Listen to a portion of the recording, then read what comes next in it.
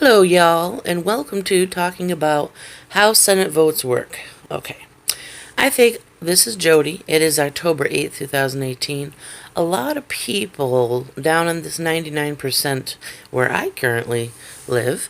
I am not a politician. I do not have any sort of political background. I'm just a regular person in a lower socioeconomic status, like a lot of people in this country, otherwise known as the 99%. But you know what? I know how to use Google and I pay attention to some things. So there you go. That's how I know some stuff. So I'm going to pass it on to you so you don't have to do the research if you don't want to. But I really do recommend you do because that's kind of how a democracy works. But anyway, so here's the deal. Whoever's in the presidential seat their party line tends to run the Senate, okay? There are 100 members of Senate in the United States of America. Pardon my voice, I'm really not feeling well. So my voice is messed up. But so here's what happened. This Kavanaugh situation. Everybody's all up in arms about it. Okay. The thing is, right now we have a Republican in the presidential seat, which means that Republicans are going to be voted into positions in his cabinet, right? Because he's Republican, he wants Republican ideals. Okay, most people understand this concept, right? But let's look at the vote, okay? So a lot of people are talking about, you know, people that are voting for Kavanaugh are focusing on things about smear campaigns against the Me Too movement. Trump has been openly mocked. Dr. Ford's testimony at the hearing against Kavanaugh, at a rally, I believe it was in Tennessee. So a lot of odd stuff's going on, and it seems to be that that's the only thing that the 99 percenters pay attention to in a lot of ways. People around near me anyway, people in my area, they tend to only pay attention like the memes on Facebook, that type of thing. And what a lot of people don't understand down in this lower to middle socioeconomic climate here that I currently live in as well, or still do, always have, they don't seem to understand what happens when it goes to a vote. They just hear about people voting for Kavanaugh. They're saying, oh, it's a bad time to be a boy in this country. You could be falsely accused at any time. And people voting against Kavanaugh are saying, she's sexually assaulted. There's now three women coming forward. And, this is a problem. If you vote him in, you're voting in a sexual assault perpetrator. A lot of people said that there wasn't enough time in the FBI investigation. Okay. So, a lot of people know that stuff, but some people don't even know that stuff. But let's delve further into it, the vote, okay? Senate sat down and they voted to see if Kavanaugh would become a Supreme Court justice or not in Trump's administration, okay? And the vote was 50 to 48. There are 100 people in Senate, for those that don't know. And what happens is this. Watch. Okay, because I told you it was Republican majority right now because the Republicans in office. Okay, 50 people voted yes, and that was one Democrat and 49 Republicans. So basically, they voted right against party lines or right with party lines, which is what is typically happening. Okay, 48 people voted no. Okay.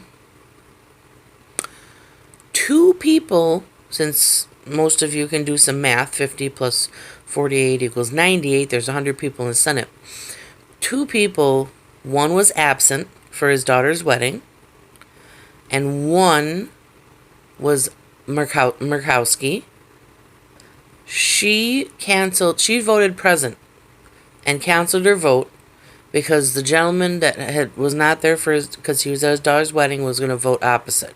So they basically canceled each other's vote out, okay?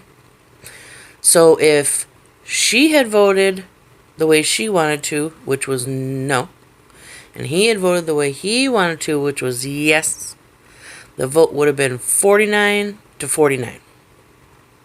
Okay? So we would have needed a tie vote.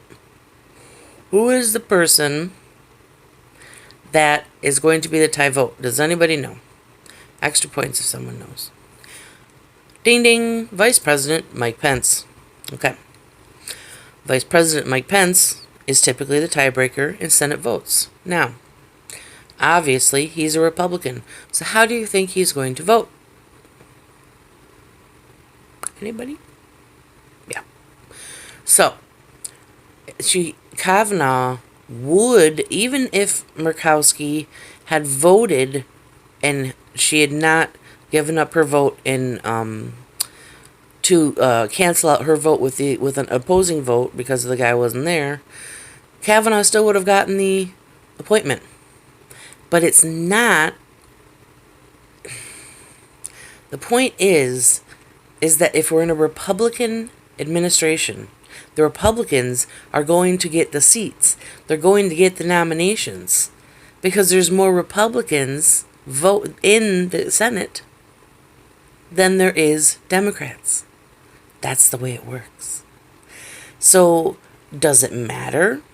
All of this stuff, everything that just happened, this very minuscule FBI investigation, the hearing where we listened to Dr. Ford, which I personally believe she was traumatized beyond belief.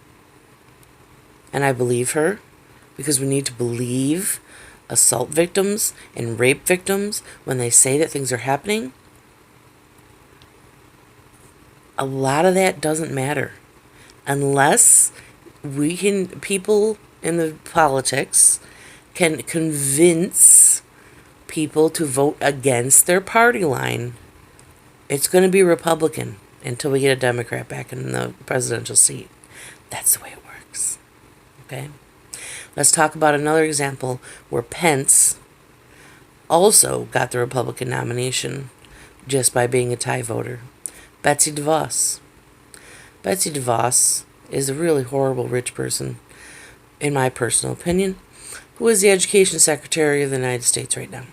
She has zero education experience. She was born with a silver spoon in her mouth. She's a kabillionaire.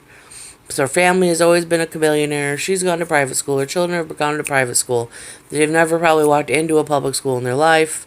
And she was still voted in as Education Secretary for the public school system, even though she has a very strong stance on privatizing public schools with vouchers, which basically means that the kids that are the best in public schools get vouchers to go to private schools for free, taking away some of the smartest and best kids, which keeps the scores up for the public schools, which means their ratings go down and as far as national rankings.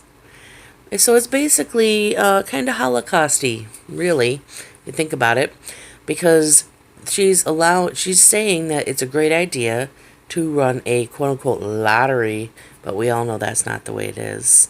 We all know that they're trying to get the smartest kids out of the public schools and into the private schools, so it looks better for the private schools, worse for the public schools, which makes it look like the public schools are going downhill because their test results are now being skewed because they took the smartest kids out, which gives Betsy DeVos more of a platform to say all schools should be private.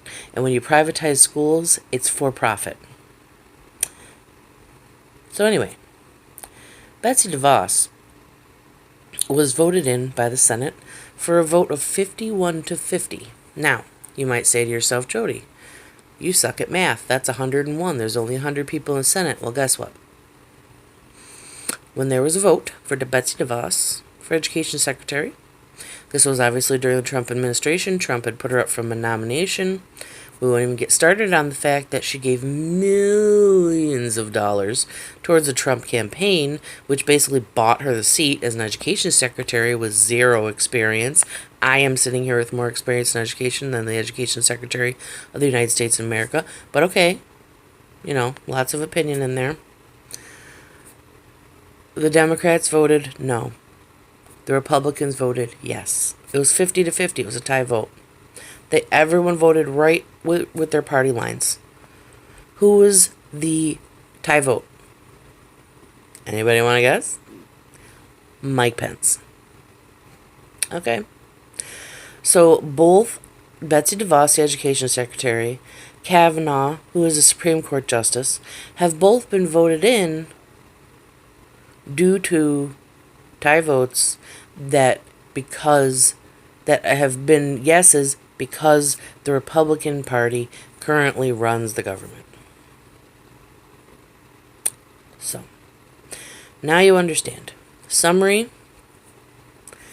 the reason that Republicans and people, Kavanaugh, DeVos, are being voted into positions of power in our government is not because who's right, who's wrong, who has the proper experience, who assaulted who. None of that stuff matters. We are in a Republican-led state right now. State being the state of the country. That's why the Republicans are winning. So Kavanaugh's confirmation does not mean that he didn't assault Dr. Ford. It doesn't mean that including Dr. Ford, the 3 women that have come forward to say that he assaulted them, doesn't mean they're lying. It doesn't mean he is exonerated from any sort of these assault charges. It means that we have a Republican as a president. And we have a Republican, obviously, as vice president. And he's a tiebreaker for the Senate. So, that's what that means. So, all of you that are so excited about Kavanaugh, and he got the confirmation, that means he's pure, that means he didn't assault anybody, that means that the American people believe in justice, and you have to, you have to make sure that you have to make sure that people are innocent until proven guilty, and good job for him for getting the nomination and all that stuff. It really has nothing to do with what just happened with all the hearing and everything. He was voted in because we have a Republican as a president, and it's a Republican-led House right now. So, don't give yourselves too much credit if you're super excited that Kavanaugh was voted in. If you're super excited that DeVos was voted in. DeVos bought her way onto the seat. And Kavanaugh either bought his way on, or it's just because we're in a Republican country right now. So, now you know.